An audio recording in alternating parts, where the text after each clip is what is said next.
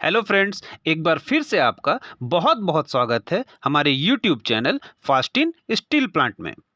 दोस्तों, आज जो मैं वीडियो लेके आया हूँ, इस वीडियो के माध्यम से हम लोग एक बहुत ही कॉमनली यूज्ड माइल्ड स्टील से बने एंगल के वेट को निकालने का कैलकुलेशन सीखेंगे। एमएस एंगल एक ऐसा मटेरियल है जिसका यूज इंडस्ट्री के साथ साथ हमारे घरों में या कुछ हम लोग अगर बिजनेस सेटअप कर रहे हो तो उसके बिजनेस के पर्पस के लिए अगर कुछ निर्माण कराना हो तो मतलब ये समझ लीजिए कि जीवन में एक ना एक बार कहीं ना कहीं एमएस एंगल का यूज आएगा ही आएगा। चाहे वो आप अगर घर में गेट बना लें या सीढ़ी बनवा लें या शेड बनवा लें या इंडस्ट्री में भी कुछ इस टाइप के ही सिमिलर चीज़ को अगर बनवाएं, मतलब एमएस एंगल का यूज एक ना एक बार आना ही आना है। अब इसमें दिक्कत की क्या बात आती है? दिक्कत की बात ये आती है कि कभी कभी कुछ सिचुएशन में जब हमारे पास वेट कराने का मतलब हमने किसी वेंडर को ऑर्डर दे दिया कि भैया मेरे लिए एक सीढ़ी ले आओ बना के, या हमारे को एक शेड बनवाना है या एक गेट बनवाना है, कुछ भी मतलब एनीथिंग, हम लोग कुछ भी बनवाने का ऑर्डर दे दिए और सिचुएशन ऐसा आ गया कि उसको वेट कराने का हमारे पास कोई भी फैसिलिटी नहीं है। तो उस केस में जो वेट हमारा वेंडर या शॉपकीपर जो रहेगा वो हमें जो वेट बताएगा, पेमेंट भी हमें उसी वेट पे कर देना होगा। तो इसी समस्या का समाधान के लिए मैं आप लोगों के बीच आज एक ऐसा कैलकुलेशन फॉर्मूला लेकर आया हूं कि आप कुछ ही मिनटों में झट से किसी भी माइल्ड स्टील एंगल का वेट निकाल सकते हैं। तो वीडियो में लास्ट तक बने रहें, ये कहीं ना कहीं 100% आपके काम आएगा। और अगर दोस्तों आपने अभी तक मेरे चैनल को सब्सक्राइब ना किया हो तो कर लीजिए, और लास्ट तक देखने के बाद वीडियो अगर 1% भी यूजफुल लगे तो लाइक एंड शेयर करना ना भूलें। चलिए हम लोग अब वीडियो को शुरू करते हैं। मैं ये एक डायग्राम की हेल्प से दिखा रहा हूँ कि एंगल का वेट निकालने के लिए हमें कौन कौन से डाटा की ज़रूरत होती है और वो डाटा हमें कहाँ से मिलेगा या फिर कहाँ से मेजरमेंट करना होगा उस डाटा का। तो देखिए, डाटा में जनरली हमें लेंथ मतलब लंबाई, विड्थ मतलब चौड़ाई और थिकनेस मोटाई चाहिए होता है। तो इस डायग्राम में मैंने लंबाई, चौड़ाई और मोटाई किसे कहते हैं एंगल के केस में उसको दिखाया है। लेंथ को आप मेजरिंग टेप की मदद से आसानी से मेजर कर सकते हैं, बट उसका जो चौड़ाई होता है और मोटाई मतलब विड्थ और थिकनेस अगर एक्यूरेट चाहिए तो वहाँ पे हम लोगों को वर्नियर का यूज करना होगा। बट वर्नियर इंस्ट्रूमेंट जो होता है वो हर के पास तो अवेलेबल नहीं होता है, इतना इजीली अवेलेबल नहीं है वो। तो विड्थ और थिकनेस को भी हम लोग मेजरिंग टेप से ले सकते हैं। बस एक चीज़ का ध्यान रखना होगा, जिस समय मेजरमेंट लेंगे उस समय मतलब एक्यूरेटली और केयरफुली लेना पड़ेगा वेट को, ताकि हमारा जो फाइनल जो रिजल्ट आएगा, जो वेट आएगा, वो गड़बड़ ना हो जाए। तो अब आगे बढ़ते हैं हम लोग और देखते हैं कि कैसे ये तीन डाटा मतलब लेंथ, विड्थ और थिकनेस की मदद से हम लोग एमएस एंगल के वेट को फाइंड आउट करेंगे। अब हमने एक एंगल के इमेज को लिया है और मेजरमेंट को इजी करने के लिए वर्चुअली उसे दो पार्ट में डिवाइड करके दिखाया है, जिसका नाम पार्ट 1 और पार्ट 2 दिया गया है। तो चलिए पहले हम लोग पार्ट 1 को कैलकुलेट करते हैं। तो पार्ट 1 के लिए ये मतलब बोथ के लिए गिवन डाटा जो दिया है हमें वो है लेंथ बराबर 1 मीटर, विड्थ बराबर 50 mm एंड थिकनेस बराबर 6 mm। अब हम लोग वॉल्यूम निकालने की फॉर्मूला की तरफ आगे बढ़ते हैं। तो वॉल्यूम निकालने का जो फॉर्मूला होता है वो सिंपल है, वो सबको पता होता है कि वॉल्यूम अगर निकालना हो तो उसके लिए हम लोग length into width into thickness मतलब लंबाई गुना चौड़ाई गुना मोटाई को मल्टीप्लाई करेंगे। तो लेंथ बराबर यहाँ दिया है 1 मीटर, विड्थ बराबर दिया है 50 mm और थिकनेस बराबर दिया है 6 mm। तो सबसे पहले हम लोग सारे यूनिट्स को सेम करेंगे, मतलब mm वाले को भी हम लोग मीटर में चेंज करेंगे। तो चेंज करने के बाद जो डाटा हमें मिलेगा वो मिल जाएगा लेंथ बराबर लंबाई बराबर 1 मीटर, विड्थ मतलब चौड़ाई बराबर 0.05 मीटर मतलब 50 mm डिवाइडेड बाई 1000 और थिकनेस बराबर 6 mm divided by 1000 equal to 0.006 metre. अब ये तीनों को मल्टीप्लाई करेंगे, मतलब गुना करेंगे।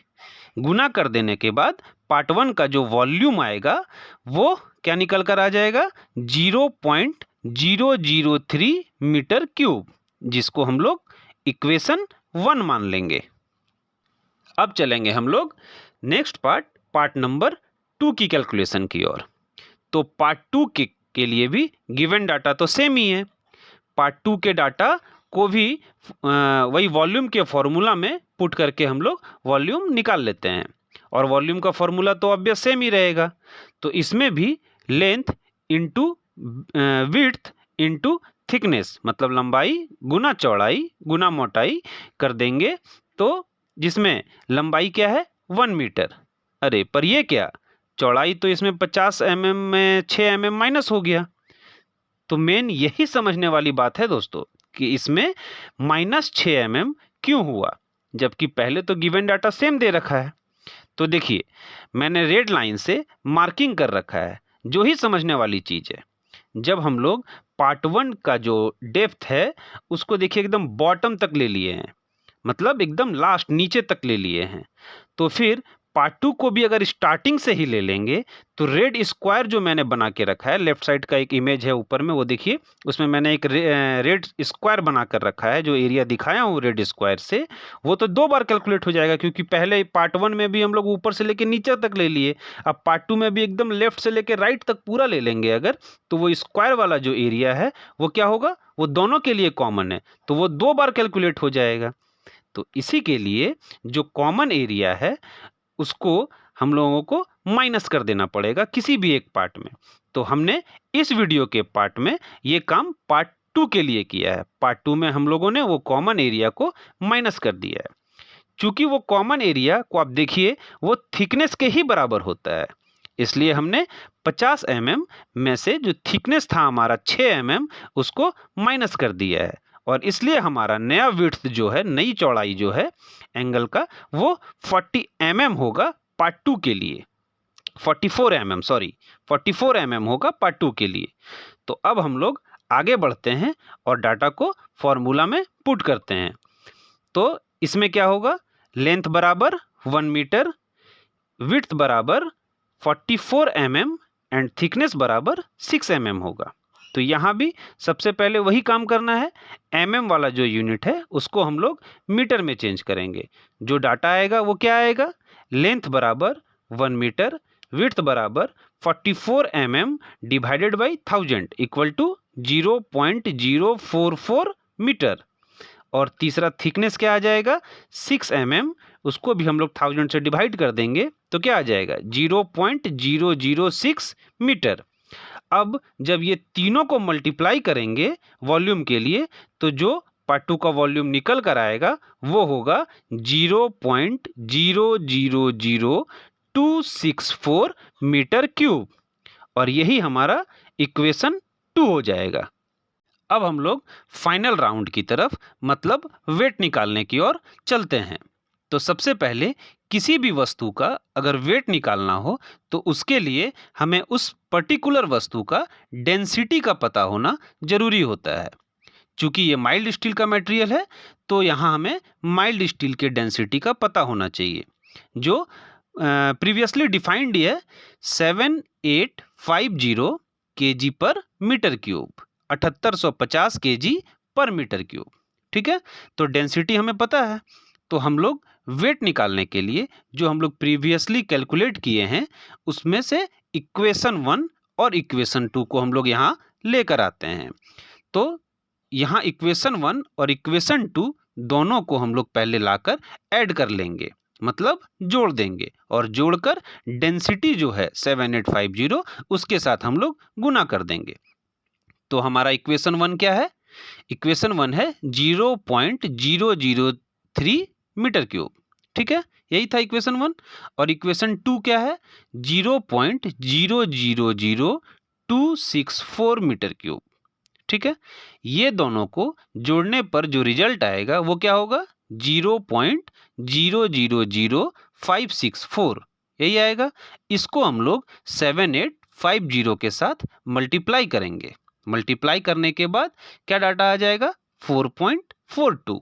और यही 4.42 kg जो है ये हमारा 50 mm गुना 50 mm गुना 6 mm साइज के एंगल का पर मीटर वेट होगा, जिसको हम लोग अप्रोक्सीमेट में 4.5 kg बोल सकते हैं। 4.5 kg पर मीटर भी बोल सकते हैं इसको। तो दोस्तों ये था 50 mm गुना 50 mm गुना 6 mm के एंगल का पर मीटर वेट कैसे निकालना है, इसका फॉर्मूला।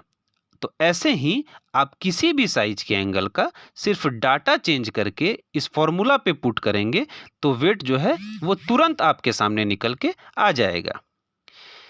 ये मेरे द्वारा किया गया वेट कैलकुलेशन को मैंने इमेज फॉर्म में दिखाया है, जिसका आप चाहें तो स्क्रीनशॉट लेकर रख सकते हैं, जो कभी ना कभी 100% पक्का आपके काम आना है। ठीक है, तो ऐसे ही इंफॉर्मेटिव वीडियो के लिए हमारे साथ जुड़े रहें। मेरे वीडियो को लास्ट तक देखने के लिए आप लोगों का बहुत बहुत धन्यवाद। अगर आपने अभी तक मेरे चैनल को सब्सक्राइब ना किया हो तो कर लीजिए।